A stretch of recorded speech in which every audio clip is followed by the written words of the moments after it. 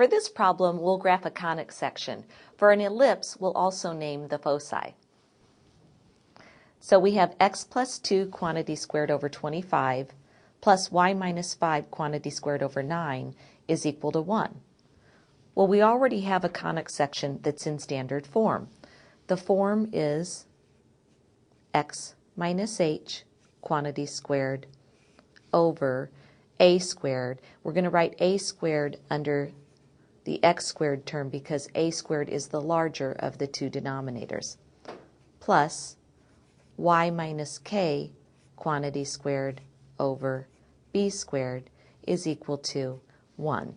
Whenever we have an ellipse like this in standard form, we can pick out the center as well as a squared and b squared. So let's start off with the center first. The center is going to be h comma k. So in this case, it's going to be negative 2 comma positive 5. Now we can see that a squared is equal to 25. So therefore, a is equal to 5.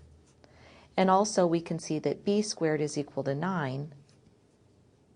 So therefore, b is equal to 3.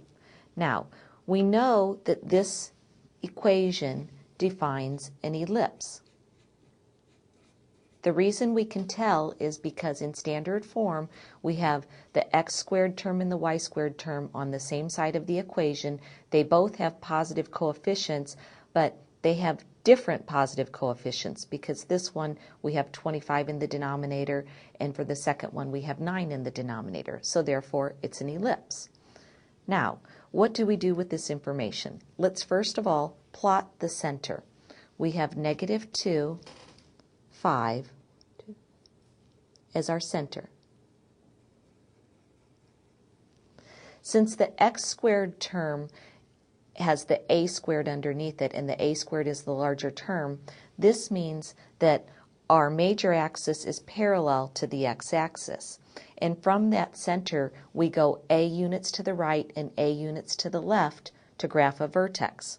So let's go ahead and go 5 units to the right of our center. So we'll go 1, 2, 3, 4, 5. So our first vertex is right here, located at 3, 5. We'll also go 5 units to the left. So if we go 5 units to the left of negative 2, we end up with the next vertex at negative 7, 5.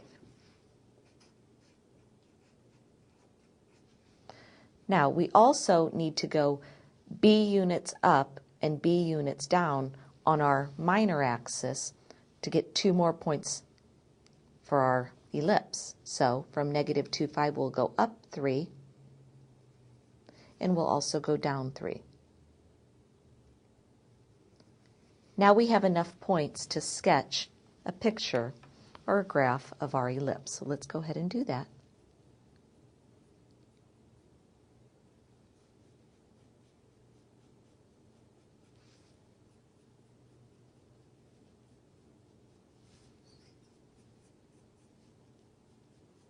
Okay, there's a graph of the ellipse. So we see that we have 2 vertices, one at negative 7, 5, one at 3, 5. The end points of our minor axis are located right here at negative 2, 2, and also at negative 2, 8. We also needed some information about the foci. So for an ellipse, we have the relationship that c squared is equal to a squared minus b squared. So c squared is equal to a squared, which is 25, minus b squared, which is 9. So in our case, c squared is equal to 16, or c is equal to 4. So from the center, we'll go 4 units to the right to get 1 focus. So 1, 2, 3, 4. So we have 1 focus located right here at the point 2, 5, and we'll also go 4 units to the left. 1, 2, 3, 4. We have our second focus located at -6, 5. So this is a graph of the ellipse with the center, the foci, and the vertices.